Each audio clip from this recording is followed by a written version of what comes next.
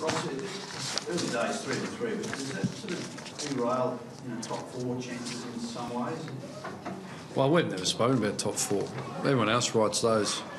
Expectations are just based on probabilities from the past and past results. So, and that's just about perception. So we understand it's about the next opposition and the next game, and the past counts for nothing. So I'm certainly not stuck in the past, and we've come in with a lot of enthusiasm and optimism and some action-built confidence. But at the end of the day, it's a new season, new game, and new things are thrown at you. So I'm not viewing this in the context of the whole season, because that's not what I do. We commit, do, review. So in a nutshell, I'm happy to talk about the game, and I mean, everyone else can have opinions on top fours and derailings and all those things, but it certainly doesn't help our win-loss ratio, and we're 3-3. And we need to do plenty of work to our best football. But on the surface, we did a lot of things that I would like. We won the ground ball war. We had 55 entries to 45. We took more marks inside 50. Kicked 2 goals out of the middle to none. Around the ground clearances were strong. But at the end of the day, quite simply, there was 2 areas that stand out. So they kicked 3 goals, 1 from 4 to 50 clearances, which is really opportunistic and disappointing from our end. I think we've had 2 for the year kicked against us. So we'll review that, and they're quite simple things. And then secondly, it's a game of scoring off turnover. So we both had equal opportunities, about 45 possession gains through the midfield, and we scored about 18%, they scored at 30%. So we couldn't score very well off our opportunities, and they scored really efficiently. So I think we all would have saw drop marks, missed kicks, and some poor decision making that caused turnovers, and and they took their opportunities really well. So it's not complicated. That's what occurred tonight. How far are you off your best?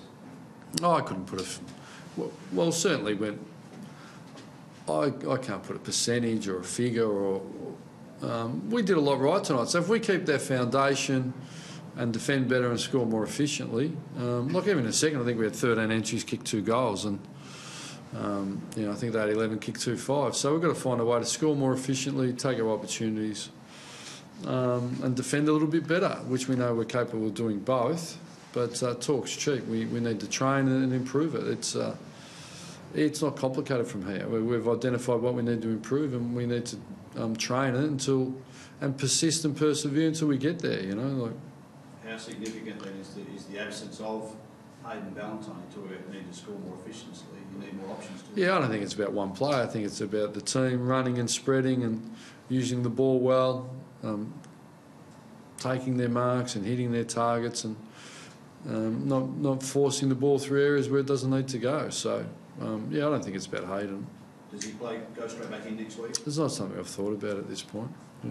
But it'd be remiss of me not to sit down with our match committee and talk about all the pros and cons of the team and selection on all players, not just Hayden. You spoke about skill execution as an issue last week, and obviously brought it up again. Is it a case that maybe the guys were trying a little bit too hard? Can you put your finger on the mistakes that are being made? What is it exactly? Well, I think I've alluded to them. I've spoken about drop marks, missed targets. In terms of the mentality of improving that, though, week to week. Yeah, well, we train it. That's what we do, and I sort of alluded to that as well.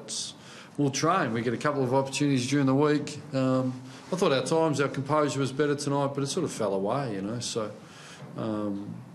even late, we needed to take some opportunities. But I thought they, all credit to the opposition. They come over, they'll challenge. I thought we had all the momentum.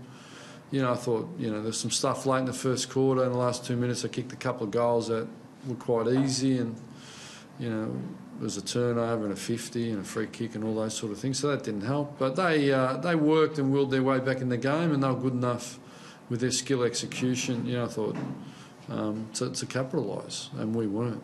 I thought that was the game. Do you have many options to make changes at the selection table and try and get the side going? Yeah, it's a good question. I can't reel them off at the minute. We've got Peel playing tomorrow at the showground, so we've got a few of our kids there. Yeah, not huge, I wouldn't have thought. You know, we've got some challenges on the personnel front. You've alluded to Hayden comes back available. Ibbotson was an emergency that got sick, so we had to bring in Brady Gray. Mick Barlow's probably another week away. So, but you know, it's not a quick fix. Tapping one or two in. We've got a pretty good team on the paddock. As I said, we won the ball well and gave ourselves an opportunity. At the end of the day, the ability to defend and attack competently wasn't there tonight. Would you have a few boys that have played tonight that haven't had top starts this season, a bit nervous about holding their spot for the Derby next week? Well, is it the Derby next week? I don't look that far ahead. Yeah, look, I think you've been quite creative there, which is fine. Would you have a few players that are a bit nervous? I thought you about coming in. Oh, okay. Yeah, I think so. Yeah, all of us are a bit nervous. I'm nervous. I don't like losing. So we don't like losing, but we certainly win and lose together. So there's no witch hunt here. And we understand our supporters and members will be disappointed. So I'm certainly not being flippant, but there's no use being upset in a press conference. It's about we'll highlight the areas and work on them, because that's been our model for a long time, and it's stood us in pretty good stead, and that's been my model as a coach.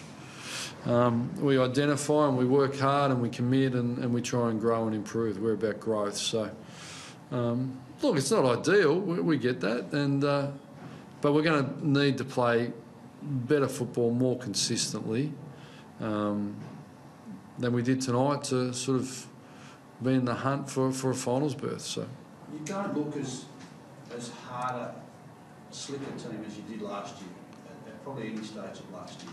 Yeah, I think that's evident. From certain important players and good players and so on.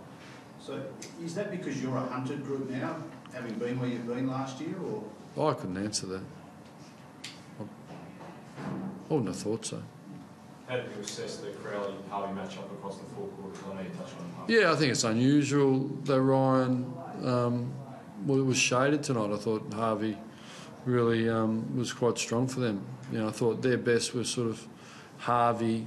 Del Sano was really had his moments and quite good, and Gibson was very good. Gibson had a bit of ball, and I thought that all their forwards all chipped in and contributed and spread the load. Their mids kicked maybe 3 goals. I think Gibson 2, and the running mullet half back, which was off a turnover, bad turnover when at our end, and Gibson was a stoppage goal and I think a running goal. So the rest was all their forwards, to be frank. The rest was all their forwards. Zach Clark didn't seem to have the same mobility around the ground today as he normally has. Is he okay, or is he? Yeah, my understanding is, no problem. Is that a towel or? Chris Mann, No, I think he's okay. Is Chris Mann okay? Yeah, I thought he was better tonight. Yeah, certainly last week was probably a bit unders. It was probably an error in selection from our end. But Chris said he was right, and we did a fitness test that everyone filmed, so we opened that up and it looked okay. So, look, he's building. It's a tough game if you miss a little bit. That's why I thought Fife was exceptional tonight. You know, he's trained on. And so, yeah, we just need to sort of stick together, train on and improve. And, you know, obviously, now I remember it's the Derby for next week. And, a real challenge. But we've got 9 days to have a good week on the track and improve. Have you ruled Michael Barlow out? You said he's probably still a week away. He won't make an effort for the Derby, for instance? Well, he can make an effort, but probably means probably. I'm not sure. Probably. Yeah, I think he's unlikely. Yeah, he's just back training and all that now. So, yeah, look, we'd love him back. I'd never write off Michael Barlow. He's capable of anything. He's pretty special. So he's in full training? He'll train with the boys all week, the whole squad? In all honesty, I couldn't answer it absolutely accurately this week. But you're welcome to come down and we'll make you a coffee and sit on the balcony. The sun will come up tomorrow, but we need to improve, clearly. So to our fans and members, we're disappointed, but we're not going to throw the baby out with the bathwater, so to speak. We're going to commit and train and try and improve. Thank you.